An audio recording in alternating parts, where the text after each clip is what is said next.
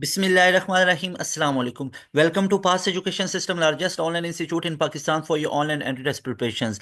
This is me Tamur Hassan and I hope you all are doing very well. Dear students, आप लोगों ने बहुत schedule वे में अपने तैयारी करनी है एंट्री टेस्ट की जो यूईटी ई कैट 2025 के अंदर दोनों राउंड होने जा रहे हैं। कंबाइंड एंट्री टेस्ट 1 जो आप लोगों का रमज़ान मुबारक में आ रहा है और कंबाइंड एंट्री टेस्ट 2 जो इसके बाद आएगा, रमज़ान के बाद आएगा। ठीक है, तो दोनों में बहुत अच्छे से आप लोगों ने तैयारी करके अपीयर होना है। पास एजुकेशन सिस्टम आप लोगों के लिए ये सीरीज लेके आया है जिसमें हम यूईटी के तमाम ओरिजिनल ई कैट के पास पेपर को सॉल्व करवा रहे हैं। और इससे पहले आप लोगों को मैथ और फिजिक्स के दो दो सॉल्व करवा दिए हुए हैं और आज की वीडियो के अंदर हम ई कैट फिजिक्स का पास पेपर नंबर 3 को डिस्कस करेंगे। तो आप लोगों ने लाजमी तौर पर इस वीडियो को पूरा देखना है और इनके तमाम एमसीक्यूज को आप लोगों ने लाजमी तौर पर, और जितना आप लोग नाइसली देखते हो और आप लोग जो मैं आप लोगों को असाइनमेंट देता हूँ उसका आप लोग आंसर करते हो, very well done, hats off to you.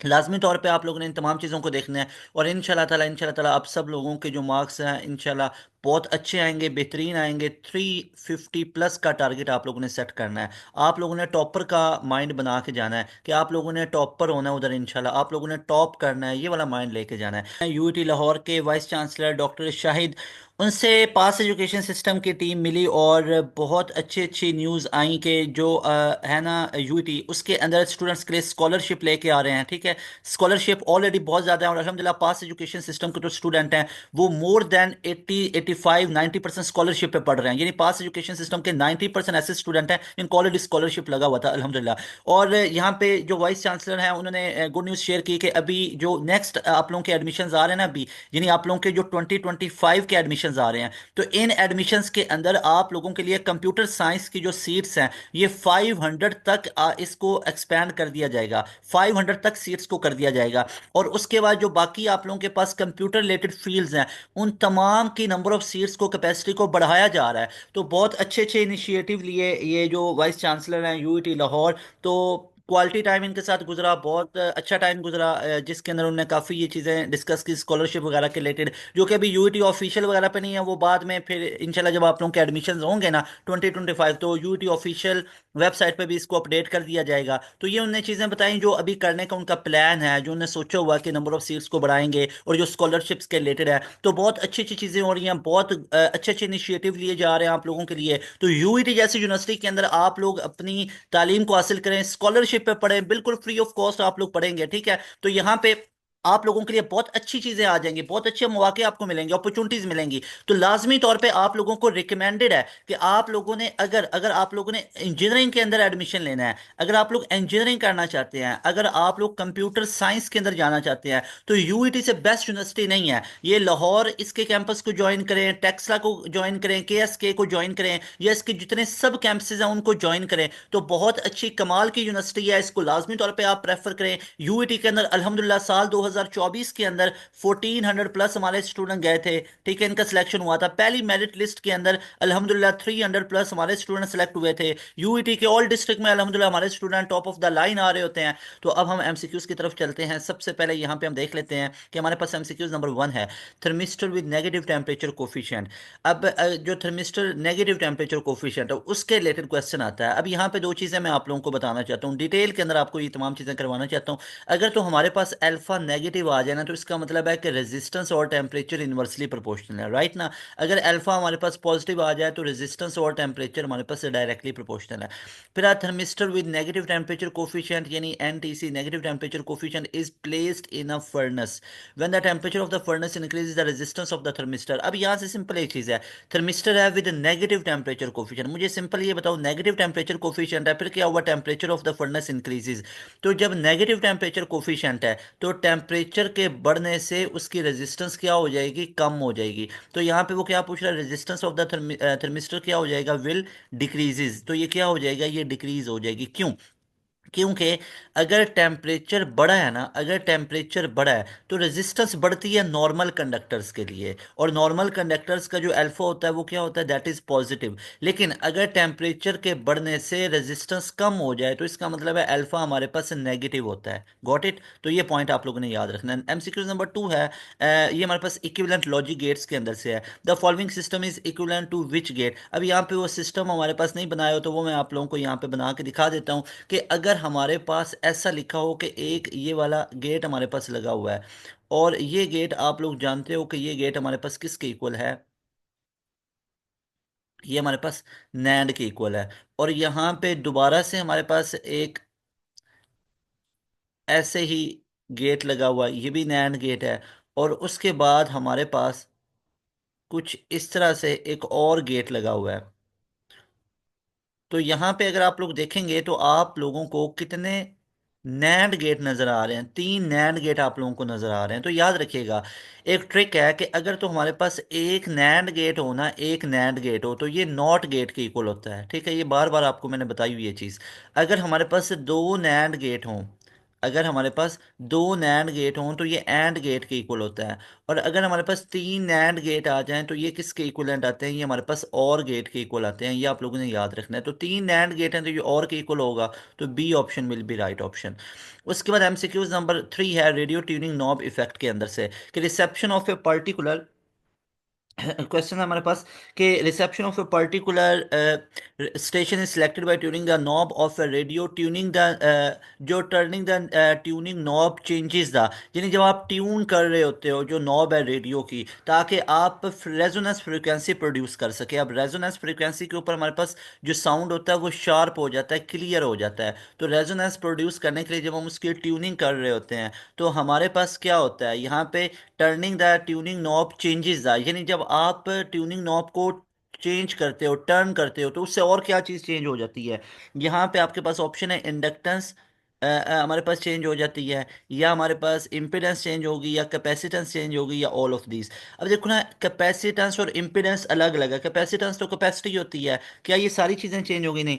हमारे पास सिंपल क्या है, सिर्फ चीज़ चेंज होती है, याद रखिएगा। जब आप बात कर रहे होते हैं ना एलसी सर्किट की, जिसमें इंडक्टर और कैपेसिटर होते हैं, तो जब हम ट्यूनिंग नॉब को एडजस्ट कर रहे होते हैं तो हमारे पास बेसिकली जो रेजोनेंट फ्रीक्वेंसी है वो चेंज होती है। यानी ये जो रेजोनेंट फ्रीक्वेंसी है ये हमारे पास क्या हो जाती है? चेंज हो जाती है।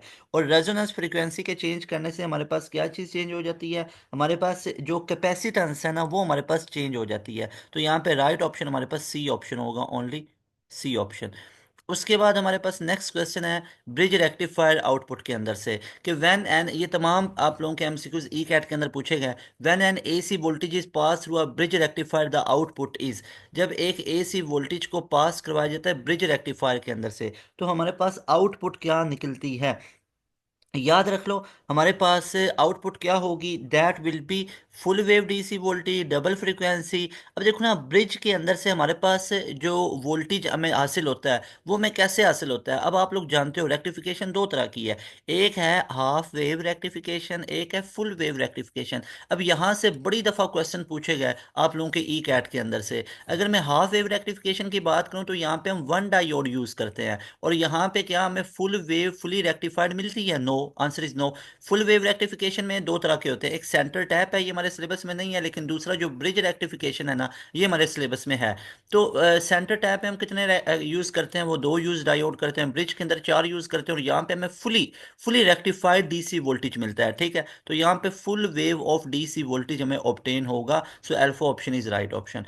उसके बाद डियर स्टूडेंट्स हमारे पास नेक्स्ट क्वेश्चन नंबर 5 है एम्पलीट्यूड मॉड्यूलेशन के अंदर से। In amplitude modulation the amplitude of the carrier wave changes is proportional to.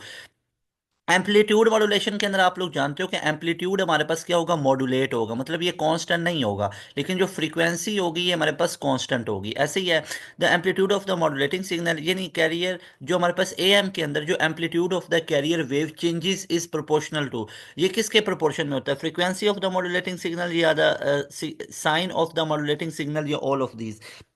यहाँ पे अगर आप लोग देखोगे ना तो हमारे पास जो ए एम है ये किसके प्रोपोर्शन होता है? ये एम्पलीट्यूड ऑफ मॉड्यूलेटिंग सिग्नल के प्रोपोर्शन होता है, कि जितना एम्पलीट्यूड चेंज होगा उतना ही हमारे पास जो एम्पलीट्यूड ऑफ जो चार्ज कैरियर्स होते हैं ना उनका हमारे पास एम्पलीट्यूड चेंज होता जाएगा। ठीक है, तो एम्पलीट्यूड बेसिकली चार्ज कैरियर्स के ऊपर डिपेंड कर रहा होता है, कि एम्पलीट्यूड बेसिकली जो उनका चेंज हो रहा होगा अब अबव एंड मीन वैल्यू से अबव एंड बिलो जा रहा होगा तो वो हमारे पास एम्पलीट्यूड चेंजिंग होगा। मैं आपको ग्राफ से समझा देता हूँ, ज़्यादा क्लियर होगा। जैसे देखो, दो ग्राफ हैं, एक आपके पास ये ग्राफ है ए एम का, ए एम में एम्पलीट्यूड चेंज होगा, ज़रा ध्यान दीजिएगा। ये देखें, अब क्या एम्पलीट्यूड कम ज़्यादा हो रहा है? बिल्कुल हो रहा है। फ्रीक्वेंसी ओवरऑल क्या आ रही है? फ्रीक्वेंसी ओवरऑल कांस्टेंट आ रही है। ये एएम में। अगर मैं एफएम की बात करूं तो एफएम में फ्रीक्वेंसी कांस्टेंट होगी, फ्रीक्वेंसी मॉड्यूलेट होगी, लेकिन एम्पलीट्यूड कांस्टेंट होगा। ज़रा चेक करो, ये चेक करो यहाँ पे। अब देखो एम्पलीट्यूड, एम्पलीट्यूड उसकी हाइट सेम है, लेकिन यहाँ पे फ्रीक्वेंसी ज़्यादा आ गई और यहाँ पे फ्रीक्वेंसी कम आ गई, ओवरऑल एम्पलीट्यूड उसका ये सेम आ रहा है। तो ये आप लोगों ने याद रखना है। इसी तरह हमारे पास है water flow and cross sectional area के अंदर से, कि as water falls from a tap its cross sectional area decreases according to. अब आपको पता ही है ये इक्वेशन हमारे पास क्या होती है, कि A1 V1 is equal to A2 V2, ये आप लोगों ने पढ़ रखा है, ऐसे ही है। तो यहाँ पे आप लोग याद रखिएगा कि जहाँ पे हमारे पास एरिया, एरिया और किसकी जिक्र हो रही है, waterfall from tap the cross sectional area decreases. अब आपको पता है ये वाटर जो फॉल करता है फ्रॉम अ टैप, तो यहाँ पे एरिया और वेलोसिटी का जिक्र है। अब गार्डनिंग के लिए ना पाइप को अगर हम यूज करते हैं, तो आपको पता है जो पाइप की नोजल होती है उसको आगे से थिन बनाया जाता है ताकि एरिया उसका कम हो और उसका वेलोसिटी ज्यादा हो, ऐसे ही है। लेकिन ओवरऑल इन दोनों का प्रोडक्ट कांस्टेंट होता है, एरिया इंटू वेलोसिटी, ये कांस्टेंट होता है, ठीक है। तो जहां पे एरिया ज्यादा वहां पे वेलोसिटी कम, जहां पे एरिया ज्यादा वहां पे वेलोसिटी कम, ठीक है। जहां पे एरिया कम वहां पे वेलोसिटी ज्यादा, और जहां पे एरिया ज्यादा वहां पे वेलोसिटी कम। लेकिन इन दोनों का प्रोडक्ट हमेशा क्या होगा, कांस्टेंट होगा, ये बताया था इक्वेशन ऑफ कॉन्टिन्यूटी ने, ठीक है। तो ये C option is right option, got it. उसके बाद हमारे पास नेक्स्ट क्वेश्चन है डियर स्टूडेंट के, speed of oxygen compare to hydrogen is. यहाँ पे the density of oxygen is about 16 time. अब यहाँ पे एक चीज आप लोगों ने याद रखनी है कि हमारे पास जो ऑक्सीजन की जिसकी डेंसिटी, डेंसिटी और डेंसिटी बेसिकली किसको बोलते हैं, डेंसिटी हम बोलते हैं मैस पर यूनिट वॉल्यूम। आपको एक बड़ी मजे की बात बताता हूँ, डेंसिटी क्या होती है, मैस पर यूनिट वॉल्यूम। अब देखो जो चीज जितनी अंदर से भरी होगी ना उसका डेंसिटी उतनी ज्यादा है, जो चीज जिसका मैस पर यूनिट वॉल्यूम जितना ज्यादा होगा वो उतनी डेंसर होगी। ये दो सर्फेसिज हैं। तो अब आप लोगों ने मुझे कमेंट करके बताना है डेंसिटी किसकी ज्यादा है। कमेंट करके आप लोगों ने मुझे बताना है कि डेंसिटी किस सरफेस की ज्यादा है। ऑलमोस्ट ये सेम ही है, आप देख सकते हो, ठीक है। मतलब ये सरफेस सेम ही है, लेकिन मुझे बताओ ए वाले की डेंसिटी ज्यादा है या बी वाले की, इसका कमेंट आप लोगों ने कैसे करना है। आप लोगों ने सेम उसी पैटर्न पे करना है, आप लोगों ने लिखना है sir question number 7 your assignment answer is a या बी, जो आपको लगता है। तो मुझे बताओ, अब मुझे ये बताओ कि स्पीड ऑफ साउंड इधर से भी पास करना चाहते हैं इधर से भी, तो आप लोगों को पता है जिसकी डेंसिटी कम होगी उसमें स्पीड ऑफ साउंड ज्यादा। तो अब जो डेंसिटी ऑफ ऑक्सीजन है ना वो क्या है, 16 टाइम है, 16 टाइम है, लेकिन ऊपर स्क्वायर रूट आ जाता है। तो ये हमारे पास क्या हो जाएगा, therefore if the speed of hydrogen is V the speed of oxygen will be. तो भाई हाइड्रोजन में, हाइड्रोजन गैस के अंदर स्पीड ऑफ साउंड ज्यादा होगी, कितने टाइम ज्यादा होगी, 4 टाइम। क्यों? क्योंकि उसकी डेंसिटी, जिसकी डेंसिटी 4 टाइम कम आ रही है, तो इसमें स्पीड ऑफ साउंड 4 टाइम ज्यादा होगी हाइड्रोजन में, हाइड्रोजन में। लेकिन ऑक्सीजन में जो स्पीड ऑफ साउंड है वो कितनी होगी, वो V/4 होगी। यानी जो स्पीड ऑफ साउंड हाइड्रोजन में है ना वो V है, तो ऑक्सीजन में V/4 होगी, यानी उसका 4 टाइम कम हो जाएगी, ठीक है। तो ये देखो greater than V, same as V नहीं भाई, लेस देन V होगी। क्यों? तो यहाँ पे ये देखो इसका यहाँ पे ये लिखा हुआ है लेस देन वी, मैंने आपको पहले बता दिया है कि हमारे पास जो डेंसिटी होती है स्पीड ऑफ साउंड के इन्वर्सली प्रोपोर्शनल स्क्वायर रूट के। फिर है हमारे पास next question Doppler effect and police siren के अंदर से, कि a police motorcycle is moving toward a stationary car driver while sounding a siren of 10 kilohertz the apparent frequency heard by the car driver is। अब यहाँ पे सोचो कि एक मोटरसाइकिल है वो स्टेशनरी कार ड्राइवर की तरफ जा रहा है, हॉर्न को वो उसने ऑन किया हुआ है 10 किलो हर्ट्ज से, लेकिन वो उसकी तरफ जा रहा है ना, तो क्या उसको अपेरेंट फ्रिक्वेंसी 10 किलो हर्ट्ज की सुनाई देगी, या सारे नहीं सुनाई देगा, या लेस देन, नहीं भाई ग्रेटर देन होगा। क्यों? क्योंकि वो उसकी तरफ जा रहा है। जब सोर्स किसकी तरफ जाए, जब सोर्स जाए ऑब्जर्वर की तरफ, याद रख लो, जब सोर्स किसकी तरफ जाए, ऑब्जर्वर की तरफ जाए, तो हमारे पास जो अपेरेंट फ्रीक्वेंसी है वो बढ़ेगी। या ऑब्जर्वर सोर्स की तरफ जाए फिर भी अपेरेंट फ्रीक्वेंसी हमारे पास बढ़ेगी। ये बड़ी बेसिक सी चीजें हैं जो आप लोग सारे अच्छे तरीके से जानते हो, गॉट इट। अच्छा जी, तो यहाँ पे हमारे पास ये ग्रेटर देन 10 किलो हर्ट्स हो गई, ग्रेटर देन 10 किलो हर्ट्स। उसके बाद क्वेश्चन नंबर 9 आ जाता है हमारे पास। Question number 9 is relation between X and Y in given system, in a given logic it's relationship between X and Y. अच्छा अब ये हमारे पास इनकम्प्लीट है तो इसको यहाँ पे डायग्राम अगेन हमारे पास नहीं है, इसको मैं यहाँ पे ये स्किप कर रहा हूँ, ठीक है। अच्छा जी, उसके बाद हमारे पास है अचीविंग वन, यहाँ पे you have 20 inductors each 15 Henry, you need a inductor of 1 Henry in circuit, you achieve it by using the following combination. पहली चीज, जो इंडक्टर की कम्बिनेशन आती है, मेरी बात ध्यान से सुन लो, ठीक है। जो इंडक्टर की कम्बिनेशन आती है वो रजिस्टर के साथ सेम होती है। इसी तरह जो कैपेसिटर की होती है वो हमारे पास स्प्रिंग कांस्टेंट के साथ सेम है। तो वो कह रहा है कि आपके पास टोटल जो नंबर है ना, एन आपके पास कितने हैं, वो 20 हैं, और हर एक की इंडक्टेंस 15 है। आप लोगों को 1 हेनरी चाहिए है। तो सोचो आप 1 हेनरी कैसे लगाओगे भाई, हैं तो 20 ना, टोटल इंडक्टर तो 20 है, क्या इनमें से हम 20 के 20 यूज करेंगे? किधर उसने लिखा है कि यू हैव 20 इंडक्टर और you have to use all inductor? कहीं पे ऐसे लिखा हुआ है? तो क्या, पहली चीज, क्या आप 20 में से 10 यूज कर सकते हो? कर सकते हो। क्या 20 में से 15 यूज कर सकते हो? 100% कर सकते हो। तो भाई आप लोग याद रखिएगा, इसमें एल इक्विवेलेंट अगर सीरीज के लिए है तो वो निकाली जाती L1 plus L2 up to so on, या अगर एन वाला जिक्र आ जाए ना तो एन इंटू एल आती है। ये किसके लिए दोनों केसेस हैं? ये सीरीज के लिए। और अगर आप लोगों के पास पैरेलल आ जाए तो 1/L equivalent equal to 1/L1 plus 1/L2, got it, plus up to so on. और एल इक्विवेलेंट हमारे पास कब आएगी? जब एन का जिक्र आ जाए। तो वो हमारे पास अब किसके इक्वल आएगा? याद रख लो, वो हमारे पास आएगा एल अपॉन में एन। क्या आएगा? एल अपॉन में एन आएगा। जैसे हमारे पास फॉर एग्जांपल 100 कैपेसिटर, हर एक की कैपेसिटेंस, हमारा 100 इंडक्टर्स, हर एक की इंडक्टेंस 2 है। तो वो हमारे पास कितना आ जाएगा? वो हमारे पास 2/100 आ जाएगा, यानी हमारे पास 1/50 आ जाएगी, गॉट इट। अच्छा जी। तो यहाँ पे अब अगर आप लोग देखो तो हमारे पास अगर टोटल एन कितने हैं, एन हमारे पास टोटल 20 है, और हर एक की इंडक्टेंस 15 है। अगर हर एक की इंडक्टेंस तो 15 है, लेकिन एन, अब टोटल जो नंबर है वो है तो 20, लेकिन इस 20 में से क्या मैं 15 यूज कर सकता हूँ? जी कर सकते हैं। तो 15/15 कितना हो जाएगा? कट के 1 आ जाएगा। क्या इंडक्टेंस 1 आई? बिल्कुल आई। तो हमें क्या लेने पड़ेंगे? हमें 15 इंडक्टर लेने पड़ेंगे। किस में ये लेने पड़ेंगे? पैरेलल के अंदर। तो 15 इंडक्टर्स इन पैरेलल। जब पैरेलल में 15 इंडक्टर्स हम लेंगे तो हमारे पास जो इंडक्टेंस आएगी ना वो 1 हेनरी आएगी, गॉट इट। नेक्स्ट क्वेश्चन है डियर स्टूडेंट्स, यहाँ पे हमारे पास transformer has 100 ratios on input side. मतलब ये हमारे पास क्या है? ये हमारे पास एन पी है, और 500 आउटपुट वाली साइड पे यानी एन एस है। इनपुट वोल्टेज हमारे पास वीपी है, और इनपुट का करंट यानी आईपी हमारे पास 5 है। आउटपुट पावर क्या होगी? अब आपको पता है हमारे पास जो आउटपुट पावर होती है वो हमारे पास कोई रिलेशन है, वो हमारे पास होता है that is P S. P S हमारे पास किसके इक्वल होता है? वी एस आई एस के इक्वल होता है, ऐसे ही है। तो ये हम लोगों ने यहाँ से वी एस भी नहीं पता, आई एस भी नहीं पता। एक रिलेशन आपको पता है, V S upon V P is equal to N S upon N P है। तो यहाँ पे आप लोग वी एस को निकाल सकते हो। V S will be N S कितना है? 500 डिवाइडेड बाई एन पी कितना है? That is 100 multiply by V P कितना है? 220 वोल्ट है। तो ये वी एस हमारे पास कितना आ गया? दैट विल बी 5 इंटू 220, ये हमारे पास कितना बन जाएगा? दैट विल बी 0 2 5 2 10, 0 1 5 2 10 और 11। तो 1100 वोल्ट हमारे पास वी एस आ गया, ऐसे ही है। अब आप लोग एक रिलेशन जानते हो, वी एस अपॉन में V P is equal to I P upon में आई एस। तो यहाँ से आप लोग किसको निकाल सकते हो? आई एस को निकाल सकते हो।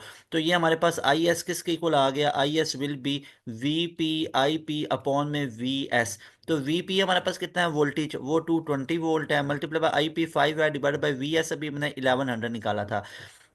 ये आप देख सकते हो कि ये 5 को आप लोग 5 टू ज़ा 10, 1 5 2 ज़ा 10 0, और 220 वोल्ट से कैंसिल होके तो आई एस की वैल्यू हमारे पास कितनी आ गई? दैट विल बी 1, ऐसे ही है। तो इसके अंदर अगर आप पुट करो तो हमारे पास वी एस की वैल्यू कितनी आई थी? That was 1100। आई एस की वैल्यू कितनी आ गई? 1 आ गई। तो हमारे पास पावर कितनी आ जाएगी? दैट विल बी 1100, और ये साथ में हमारे पास वॉट आ जाएगी। तो ये हमारे पास कहाँ पे दिख रहा है? ये हमें सी ऑप्शन के अंदर दिख रहा है। C option will be right option. उसके बाद ये स्टूडेंट्स हम नेक्स्ट मूव करते हैं, तो हमारे पास नेक्स्ट क्वेश्चन आ जाता है, ball accelerate at 9.8 metre per second square when dropped if thrown downward it's acceleration immediately after leaving the hand is. अगर उसको नीचे फेंका जाए तो नीचे आते हुए हमारे पास जी की वैल्यू कितनी होगी? अब वो कह रहा है if thrown downward it's acceleration immediately after leaving the hand, तो एक्सेलरेशन की हमारे पास वैल्यू कितनी हो जाएगी? तो यहाँ पे देखो, क्या 9.8 ही होगा? मोर देन 9.8 होगा। देखना, ball accelerate at 9.8 metre per second when drop if thrown downward, अगर नीचे की तरफ उसको फेंका जाए, acceleration immediately after leaving that, तो एक्सेलरेशन तो हमारे पास क्या रहेगा? वो तो कांस्टेंट रहता है। कोई भी बॉडी अगर ये फ्रीली मूव करती है तो हमारे पास एक्सेलरेशन की वैल्यू तो क्या हो जाएगी? एक्सेलरेशन तो हमारे पास कांस्टेंट रहेगा ना 9.8 मीटर पर सेकंड स्क्वायर, लेकिन उसकी वेलोसिटी चेंज हो जाएगी, ठीक है ना। अब उसका जो एक्सेलरेशन है ना, आपने उसकी वेलोसिटी को कम या ज़्यादा किया, लेकिन एक्सेलरेशन ड्यू टू ग्रेविटी हमारे पास कांस्टेंट रहता है। फिर as truck 5,000 kg and car इतना एंड मूविंग इतने, if the truck is stops in 10 second, what is the difference in stopping force X minus Y. X truck को कह लो, Y उसको कह लो, कार को कह लो। तो यहाँ पे आप लोग जानते हो हमारे पास एक रिलेशन होता है जो हम लोग ने पढ़ा हुआ है कि F is equal to mv upon में t। तो यहाँ पे अगर आप लोग देखो तो हमारे पास जो वेलोसिटी है, वो वेलोसिटी हमारे पास कितनी आ रही है, 36 किलोमीटर पर आवर आ रही है। इसको मीटर पर सेकंड में करने के लिए क्या करेंगे, ये किलोमीटर मीटर में जाएगा, 1000 से मल्टीप्लाई 3600 पे डिवाइड, तो ये बन जाएगा 10 metre per second. Got it. तो ये हमारे पास वेलोसिटी की वैल्यू आ गई। तो यहाँ पे फोर्स को हमने निकालना है, तो m की जगह पे मास कितना है, 1000। 1000 कार का मल्टीप्लाई उसकी वेलोसिटी कितनी है, 10। ऐसे ही है। अच्छा, पहले हम ट्रक के लिए निकाल लेते हैं ना। पहले हम किसके लिए निकाल लेते हैं, ट्रक के लिए। तो ट्रक के लिए मैं इसको FT कह लेता हूँ। तो ये इसके अंदर वैल्यू पुट करो, ट्रक का मास कितना है, 5000। वेलोसिटी उसकी कितनी आ रही है, velocity is 10, divided by time हमारे पास कितना आ रहा है, 10 आ रहा है। 10 10 से कट गया, ठीक है। तो 10 10 से कट गया, तो पीछे कितना बचा, 5000 न्यूटन। ऐसे ही है। तो कार के लिए FC लिख लेते हैं। तो कार का हमारे पास महज कितना है, 1000। वेलोसिटी उसकी भी 10 है, और वो हमारे पास 10 सेकंड में स्टॉप हो रहा है, तो ये हमारे पास 10 10 से कट गया, तो ये कितना बन गया, 1000 न्यूटन आ गया। ऐसे ही है। तो अब इसका डिफरेंस निकालना है, तो 5000 माइनस 1000 कितना आएगा, 4000 न्यूटन आएगा, या जिसको 4 किलो न्यूटन कह सकते हैं, 4 किलो न्यूटन कह सकता हूँ। तो right option will be C option. Got it. सारे स्टूडेंट को क्या ये वाला फुल क्लियर हुआ। नेक्स्ट क्वेश्चन है, what is clam 2 metre apart, the three longest wavelength produce are. अब 2 मीटर अपार्ट है, तो थ्री लॉन्गेस्ट वेवलेंथ हमारे पास क्या हो सकती हैं। आपको पता है कि हमारे पास जो यहाँ पे लैम्डा का रिलेशन बनेगा, that will B 2L upon में n। ठीक है। और यहाँ पे अगर आप लोगों ने निकालनी है फंडामेंटल, फंडामेंटल के लिए 1 पुट करेंगे, तो लैम्डा 1 हमारे पास कितना आ जाएगा यहाँ पे, दैट विल बी, इसकी लेंथ कितनी है, 2, तो 2 × 2 अपॉन में 1, तो ये कितनी आ गई, 4 मीटर आ गई। लैम्डा 2 हमारे पास कितनी आ जाएगी, लैम्डा 2 हमारे पास आ जाएगी, यहाँ पे 2 पुट करेंगे, 2 2 से कैंसिल होकर 2 मीटर आ गई। उसके बाद लैम्डा 3 हमारे पास कितना आएगा, 3 पुट करेंगे, तो ये हमारे पास 2 × 2, तो 4/3 दैट विल बी 1.3। ऐसे ही है। तो 4 to 1.33 किधर आपको नजर आ रहा है, that is in C option. C option will be right option. Got it. उसके बाद हमारे पास क्वेश्चन नेक्स्ट है कि for total internal reflection in optical fibre the angle of incidence should be. ये किस तरह होना चाहिए, ये हमारे पास शुड बी ग्रेटर देन और इक्वल टू। तो याद रखो, जो हमारे पास एंगल ऑफ इंसिडेंस है ना, एंगल ऑफ इंसिडेंस जो टकराने वाला एंगल है, और वो हमारे पास क्या होना चाहिए, that should be less than critical angle या greater than critical angle. That should be greater than critical angle. ये हमारी बुक लाइन भी है, इसको आप लोगों ने याद रख लेना है कि जो हमारे पास इंटरनल रिफ्लेक्शन है ना, टोटल इंटरनल रिफ्लेक्शन, उसके अंदर जो एंगल ऑफ इंसिडेंस है should be greater than the critical angle, वो क्रिटिकल एंगल से ज़्यादा होना चाहिए। नेक्स्ट क्वेश्चन है हमारे पास, two sphere A and B है, ए का रेडियस बी से बड़ा है, बोथ कॉन्सेंट्रिक हैं which charges Q, the flux relation will be. Flux का रिलेशन हमारे पास क्या बनेगा।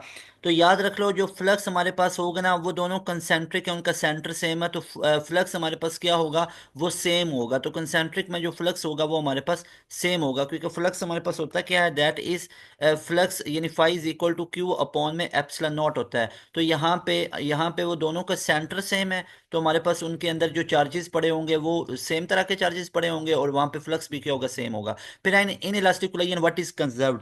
इन इलास्टिक कुलैयन के अंदर हमारे पास क्या कंजर्व रहता है, मोमेंटम कंजर्व रहता है या एनर्जी कंजर्व रहती है। तो इन इलास्टिक की बात हो रही है, इन इलास्टिक में जो मोमेंटम है ना, ये हमारे पास क्या रहता है, दैट इज कंजर्व।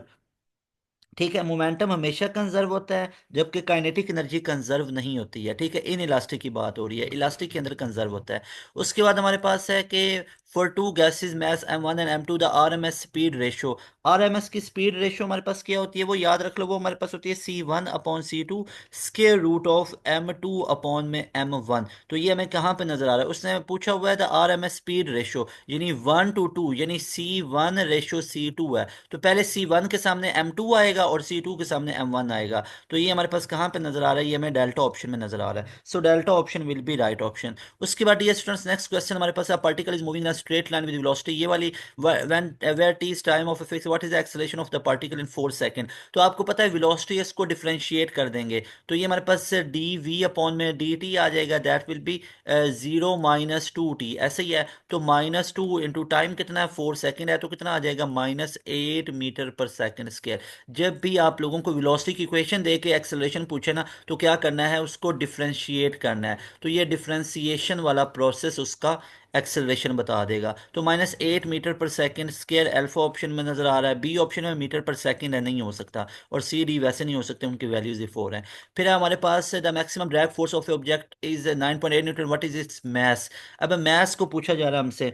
अब ड्रैग फोर्स का हमारे पास रिलेशन क्या होता है, that is F equal to M G, ऐसे ही है, एम जी के इक्वल होता है। अब ड्रैग फोर्स 9.8 न्यूटन है और एम मल्टीप्लाई बाय ये भी 9.8 है, तो सारे स्टूडेंट देखेंगे mass equal to 9.8, 9.8 divided by 9.8 हो जाएगा, क्योंकि जी का वैल्यू भी 9.8 है। कट के कितना आ गया 1 kg, ऐसा यूनिट है तो मैस का ऐसा यूनिट केजी होगा। So right option will be delta option, got it. उसके बाद नेक्स्ट क्वेश्चन है हमारे पास constant quantity without torque. Next question हमारे पास है कांस्टेंट क्वांटिटी विदाउट टॉर्क। ये कांस्टेंट क्वांटिटी विदाउट टॉर्क को देख लेते हैं। Which of the following remains constant if no external torques act on a body. कोई भी टॉर्क एक्ट नहीं कर रहा किसी बॉडी पे, तो कौन सी चीज कांस्टेंट रहेगी, that is angular momentum, B option will be right option, remember, ठीक है। ये हमारे पास था कि कांस्टेंट क्वांटिटी विदाउट टॉर्क, ठीक है, टॉर्क नहीं लग रहा लेकिन क्वांटिटी कौन सी कांस्टेंट रहेगी, दैट इज एंगुलर मोमेंटम, ठीक है। एंगुलर मोमेंटम कांस्टेंट रहेगा, वो जिस मोमेंटम से रिवॉल्व कर रहा है। L is equal to R cross P. फिर रॉकेट प्रोपल्जन के अंदर से rocket propulsion is based on the conservation of, ये किस कंजर्वेशन पे डिपेंड कर रहा होता है। रॉकेट जो होता है ना वो वर्क करता है थर्ड लॉ पे, और इसमें जो मोमेंटम होता है ये टोटल कंजर्व रहता है, तो law of conservation of momentum पे डिपेंड कर रहा होता है, ठीक है। उसके बाद pendulum at earth centre, the time time period of a simple pendulum at the centre of the earth is, centre of earth पे जो हमारे पास जी की वैल्यू वो जीरो, तो हमारे पास एल अपॉन जी, तो जी हमारे पास क्या हो जाए, हमारे पास टाइम पीरियड कितना हो जाएगा, इन्फिनिटी हो जाएगा। सो यहाँ पे हमारे पास right option will be C option. दोबारा देखें ना, टाइम पीरियड हमारे पास क्या होता है, T is equal to 2 pi into L upon में जी। याद रख लो सेंटर के ऊपर ना, सेंटर के ऊपर जी का वैल्यू जीरो होता है, ठीक है। सेंटर ऑफ अर्थ पे जी का वैल्यू जीरो, तो जब नीचे जीरो आ जाएगा something upon zero, that is going to be infinite, so C option will be right option. Next question है वेवलेंथ एंड इलेक्ट्रोमैग्नेटिक स्पेक्ट्रम के अंदर से, a wave has wavelength 500 5000 angstrom, it belongs to which region। ये किस reason में जाएगा, याद रखो। अब इसकी जो वेवलेंथ है वो इतनी जा रही है 5000 एंगस्ट्रॉम, जिसको मैं क्या लिख सकता हूँ, जिसको मैं लिख सकता हूँ 500 नैनोमीटर, और ये तो विजिबल रीजन पड़ रहा है, ये तो विजिबल रीजन होता है, ठीक है। तो यहाँ पे हमारे पास कौन कौन सा स्पेक्ट्रम बनेगा, यहाँ पे रेड येलो ग्रीन ये वाले स्पेक्ट्रम हमारे पास बनेगा, ठीक है। तो ये हमारे पास कौन सा रीजन होगा, that will be visible light वाला, ठीक है, विजिबल लाइट का रीजन आ रहा है। उसके बाद हमारे पास नेक्स्ट क्वेश्चन है, that is self adjusting friction. Which type of friction is self adjusting friction force. जो सेल्फ एडजस्टिंग फोर्स है वो हमारे पास क्या होती है, स्टैटिक फ्रिक्शन। स्टैटिक फ्रिक्शन का दूसरा नेम होता है सेल्फ एडजस्टिंग फोर्स। उसके बाद हमारे पास जो खुद ही एडजस्ट कर लेती है, सेल्फ एडजस्टिंग फोर्स यानी स्टैटिक फ्रिक्शन है, ठीक है। स्टैटिक फ्रिक्शन का मतलब होता है जो फ्रिक्शन रुकी हुई है किसी सर्फेसिस के ऊपर, या चीजें ना एक दूसरे के ऊपर पड़ी हुई है, मिसाल के तौर पर फ्रिक्शन तो है ना यहाँ पे, तो इनको क्या बोलते हैं, इन्होंने सेल्फ एडजस्टमेंट की हुई है, तो सेल्फ एडजस्टिंग फोर्स है, तो दैट इज स्टैटिक फ्रिक्शन।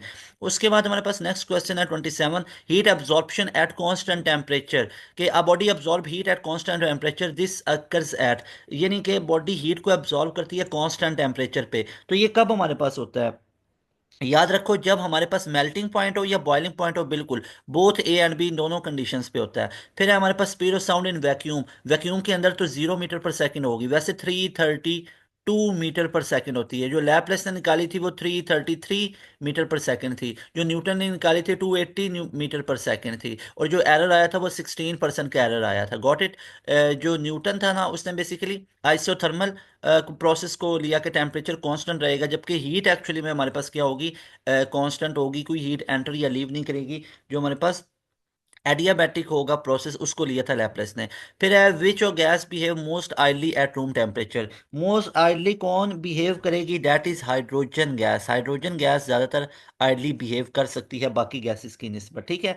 अच्छा, और जो आइडियल गैस होती है ना उसमें वीक फोर्सेस होती हैं, वीक इंटरमॉलिक्यूलर फोर्सेस होती हैं, ये भी आप लोगों ने याद रखना है। तो ये स्मॉल एक आता है, इसमें नॉन पोलर गैस का बिहेवियर आ जाता है, तो ये इसको क्या बना देगा, ये इसको वीक बना देगा। अगर तो पोलर होता ना तो फिर तो स्ट्रॉन्ग होना था। लास्ट टाइम सिक्यूज है कि when the hydrogen spectrum is observed in magnetic field additional line appear, this is effect is called. तो यहाँ पे आप लोगों ने याद रखना है, जो हमारे पास जीमन इफेक्ट होता है ना, ये स्प्लिटिंग लाइंस होती हैं ड्यू टू मैग्नेटिक फील्ड, और जो स्टार्क इफेक्ट होता है ये ड्यू टू इलेक्ट्रिक फील्ड होता है, ठीक है। तो यहाँ पे राइट ऑप्शन क्या होगा, यहाँ पे उसने क्या पूछा हुआ है, यहाँ पे इन मैग्नेटिक फील्ड, तो that will be Zeeman effect, B option will be right option. So dear student, that was all about our E CAT 2025 preparations for your 2025 admissions, and today we have discussed, alhamdulillah, ECAT physics past paper number 3. We have discussed E CAT physics past paper number 3। आज हम लोगों ने UET E CAT का past paper number 3 physics के लिए discuss कर दिया है। इसी तरह एक वीडियो मैथ पे भी आएगी। तो ये पूरी सीरीज को सबसे पहले पास्ट एजुकेशन सिस्टम आप लोगों के लिए लेके आया। Most authentic original past paper है ये, ओरिजिनल आप लोगों के ई कैट के पास्ट पेपर हैं जो ई कैट हो चुके हुए हैं, उनका सोल्यूशन आप लोगों को करवाया जा रहा है। लाजमी तौर पर इस वीडियो को पूरा आप लोगों ने देखना होता है। ये पूरी सीरीज बहुत हेल्पफुल है, इन तमाम चीज़ों को अच्छे से देखो और इन तमाम चीज़ों को याद रखो, और अल्लाह से दुआ है इंशाल्लाह ताला अल्लाह आप सबको बहुत कामयाब करे इंशाल्लाह, आमीन। और आप लोगों ने बहुत अच्छे अच्छे मार्क्स लेके आने हैं, लाजमी तौर पे अपने मार्क्स को शेयर करना है। अगर ई कैट में अप्लाई नहीं किया हुआ तो एक दो दिन रह गए होंगे, तो ई कैट में भी लाजमी तौर पे अप्लाई कर लो अगर आप लोगों ने यूईटी ई कैट के अंदर अपना एडमिशन को सिक्योर करना है। तो ये आप लोगों के लिए बहुत बहुत बहुत हेल्पफुल होगा। उसके बाद डियर स्टूडेंट्स, यहाँ पे आप लोगों को मैं बता दूं कि अगर आप लोग यूईटी के ई कैट की एक प्रॉपर स्केड्यूल में तैयारी करना चाहते हो, तो हमारा पास एजुकेशन सिस्टम का प्रीमियम बैच है। हम यूट्यूब पे इतना कंटेंट अपलोड कर रहे होते हैं ना, ताकि आप लोगों के लिए पता चले कि हमारी जो मेहनत है, हमारी जो कोशिशें होती हैं, हमारा जो कंटेंट होता है वो कितना रेलिवेंट होता है, कितना ऑथेंटिक होता है, कि हम किस किस तरह की चीज़ें करवा रहे हैं। तो यूट्यूब पे हम इतनी चीज़ें करवा रहे होते हैं, और इस चीज़ से आप अंदाज़ा लगा सकते हो कि हमारा प्रीमियम सेशन कितना प्रीमियम होगा। तो आप लोगों ने अगर प्यास का राउंड 2 3 तैयार करना है, नस्ट गारंटी 3 4 करना है, यूईटी का ई कैट राउंड 1 राउंड 2 करना है, या जीकी टेस्ट को तैयार करना है जो सवाबी के अंदर केपीके के अंदर one of the best university है, और मोस्ट इंपॉर्टेंट अगर आप लोगों ने फास्ट यूनिवर्सिटी के अंदर एडमिशन लेना है, एनटीएस नेट का टेस्ट क्लियर करना है जो हर महीने हो रहे होते हैं, कॉम सेट्स का टेस्ट करना है, और एनटीएस नेट भी ना, भी आपके पास कितना है, जुलाई से पहले पहले वाले कर लो, उसके बाद वाले तो एक्सेप्ट ही नहीं होंगे। जुलाई से पहले पहले वाले कर लो, ये ज्यादा बेहतर है। क्या पता अगस्त वाले भी हो जाएं, लेकिन जुलाई से पहले पहले वाले तो देख लो। आपके पास एक अप्रैल का महीना पड़ता है, अप्रैल है, मई है और जून है। तो भाई ये तीन आपके पास नेट की बड़ी बेस्ट प्राइस है, लेकिन इसमें बोर्ड एग्जाम्स भी आ रहे हैं ना। अब जो सिंध वाली साइड के हैं उनके 15 अप्रैल से एग्जाम शुरू हो रहे हैं,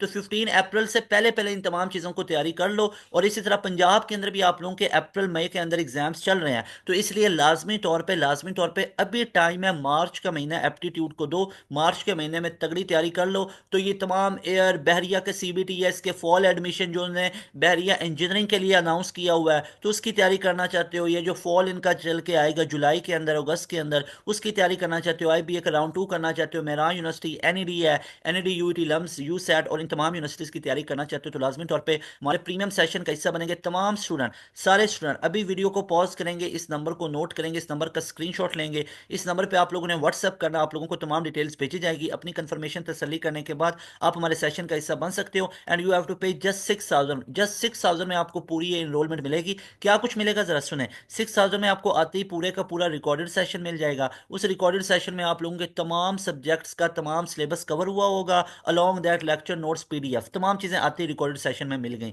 लेकिन मोस्ट इंपॉर्टेंट, आप लोगों का पूरा सिलेबस जो होगा ना, यूईटी ई कैट का, नस्ट एनईटी का, प्यास का, जीकी का, एनटीएस नेट का, वो आपका डेली लाइव क्लासेस के अंदर पूरा सिलेबस खत्म होगा। डेली लाइव क्लासेस हमारी होंगी, डेली लाइव क्लासेस के अंदर आप लोगों का पूरा सिलेबस खत्म किया जाएगा। फिजिक्स है, मैथ है, केमिस्ट्री है, कंप्यूटर साइंस है, इंग्लिश है, बेसिक मैथ है, आप लोगों की एडवांस मैथ है, आप लोगों की वर्बल रीजनिंग है, एनालिटिकल रीजनिंग है, तमाम का तमाम आप लोगों के जो सब्जेक्ट्स हैं उन तमाम सब्जेक्ट्स का तमाम सिलेबस लाइव क्लासेस के अंदर आप लोगों का सिलेबस खत्म किया जाएगा। रिकॉर्डेड सेशन तो आते ही दे देंगे ना, कि अगर आप लोग हमसे भी ज्यादा तेजी से सिलेबस खत्म करना चाहते हैं, दिन थोड़े हैं, तो रिकॉर्डेड सेशन और आप लोगों को तमाम प्रैक्टिस मटेरियल, एमसीक्यूज वगैरह, वर्कशीट वगैरह, टेस्ट वगैरह हम आपको प्रोवाइड करेंगे। You are provided with all lecture notes, PDF, और आप लोगों को ओरिजिनल, हर यूनिवर्सिटी के ओरिजिनल पास्ट पेपर के एमसीक्यूज दिए जाएंगे और लाइव क्लास में उनका सोल्यूशन करवाया जाएगा। फिर आप लोगों का डेली लाइव क्लासेस के अंदर एक दफ़ा पूरा सिलेबस खत्म हो गया, उसके बाद मल्टीपल टाइम आप लोगों की रिवीजन होगी, वो भी लाइव क्लासेस में आपकी रिवीजन होंगी।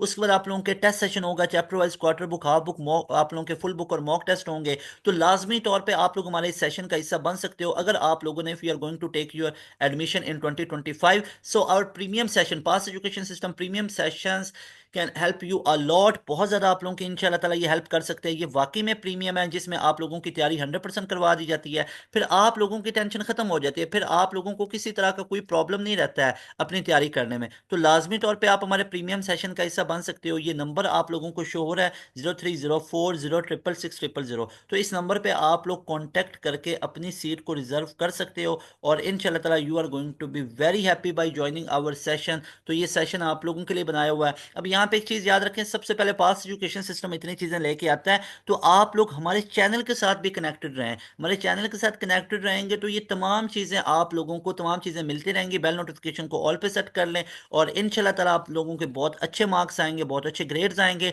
आप लोगों का एडमिशन जो है वो इंशाल्लाह ताला सिक्योर हो जाएगा यूईटी जैसे यूनिवर्सिटी के अंदर। और यूईटी के अंदर बहुत ज़्यादा, जैसे मैंने आपको स्टार्ट के अंदर बताया था कि यूईटी के अंदर जो वाइस चांसलर से मीटिंग हुई, तो उसके अंदर उन्होंने बताया कि वो कंप्यूटर साइंस, आर्टिफिशियल इंटेलिजेंस और इसी तरह की फील्ड के अंदर सीट्स को बढ़ा रहे हैं, स्कॉलरशिप्स को बढ़ा रहे हैं। तो ये तमाम चीज़ें आप लोगों को यूईटी के अंदर मिलेंगी। तो यूईटी बहुत one of the best university है इंजीनियरिंग के लिए, लाजमी तौर पर इसको कंसिडर करें। अगर 2025 के अंदर एडमिशन लेना, यूईटी से बेस्ट यूनिवर्सिटी आप लोगों के लिए नहीं है इंजीनियरिंग के लिए, और इसके अंदर आप ज्वाइन कर सकते हो। और आप लोगों ने अगर 2025 में एडमिशन सिक्योर करना है तो यूईटी नर्स फास्ट के अंदर जाना है, तो हमारे प्रीमियम सेशन के थ्रू जाएं। आप लोगों के लिए टेंशन खत्म हो जाएगी कि कैसे सिलेबस खत्म करना है, कैसे चीज़ों को करना है, सर पास्ट पेपर किधर से करेंगे, सोल्यूशन किधर से होगा। आपको हमारे इस सेशन में पूरा रिकॉर्डेड सेशन भी मिलेगा, तमाम यूनिवर्सिटीज़ के एमसीक्यूज बैंक भी मिलेगा, तमाम यूनिवर्सिटीज़ के past paper with live solution मिलेगा। लाइव सोल्यूशन में कोई ऐसा नहीं है रिकॉर्डिंग पड़ी हुई है उठा के दे दी बच्चों को, रिकॉर्डिंग भाई अप टू डेट हमारी लाइव क्लासेस होती हैं। यानी अब देखो ना, आज की डेट में अगर आपकी क्लास हो रही है, कोई अभी आज अनाउंसमेंट आई है, वो भी आपको शेयर की जाएगी। अब रिकॉर्डिंग का मतलब है कि भाई जो पिछले महीने की है, 2 महीने, 3 महीने, 6 महीने के पहले की पड़ी हुई है रिकॉर्डिंग, ठीक है ना, तो वो अप टू डेट नहीं होती है। तो हमारे हमारे सेशन के अंदर अल्हम्दुलिल्लाह आपको अप टू डेट चीजें मिलती हैं, अपडेटेड आपको रखा जाता है, ठीक है ना। और आप लोगों के लिए हमारी पूरी टीम इतनी एफर्ट करती है कि वो जाके सारी चीज़ों को सर्च करते हैं, देखते हैं, आप लोगों के लिए गुड न्यूज़ लेके आते हैं अल्हम्दुलिल्लाह कि क्या क्या सीट्स आगे आप लोगों के लिए आ रही हैं स्कॉलरशिप्स के रिलेटेड। तो हमारे 1400 प्लस के करीब तो स्टूडेंट 2024 में यूईटी में बैठे हुए हैं। तो यूईटी तो अल्हम्दुलिल्लाह अपना एक घर है ना, कि इसके अंदर तो 1400 से ज़्यादा स्टूडेंट सिर्फ 2024 के अंदर गए हैं। इसके बाद नस्ट तो अल्हम्दुलिल्लाह अपना घर है ना, 1000 प्लस स्टूडेंट इधर गए हुए हैं। अब एक पहली मेरिट लिस्ट लगी थी, 300 प्लस स्टूडेंट हमारे यूईटी में गए। ऑल डिस्ट्रिक्ट में अल्हम्दुलिल्लाह पास एजुकेशन सिस्टम टॉप कर रहा होता है। हमारे नस्ट के अंदर एनईटी 1 में टॉप किया, 2 में टॉप किया, 3 में टॉप किया। अभी 2025 में एनईटी 2 में 171 आउट ऑफ 200 का स्कोर आया। इज टॉपर फ्रॉम एनईटी 2 अल्हम्दुलिल्लाह। Was from our premium batch, Hashim Khan Jadoon उसका नाम है बच्चे का, वो 171 आउट ऑफ 200 का स्कोर लेके आया। इस तरह फास्ट में 600 प्लस बैठे हुए हैं। जीके के अंदर हमारे स्टूडेंट स्कॉलरशिप पे पढ़ रहे हैं। प्रयास के अंदर अल्हम्दुलिल्लाह 79, 75, 74 इस तरह लाइन लगी हुई है। पहले राउंड में सिलेबस ही नहीं खत्म होता है, ठीक है। अभी 2025 की बात कर रहा हूँ। तो ये आप लोगों के लिए तमाम हमारे सेशन बहुत हेल्पफुल हैं। तो इस नंबर को अभी नोट कर लो अगर आप लोगों ने 2025 में अपना एडमिशन सिक्योर करना है। तो मिलेंगे नई वीडियो में। तैमूर हसन को दें इजाजत। अस्सलाम वालेकुम, अल्लाह।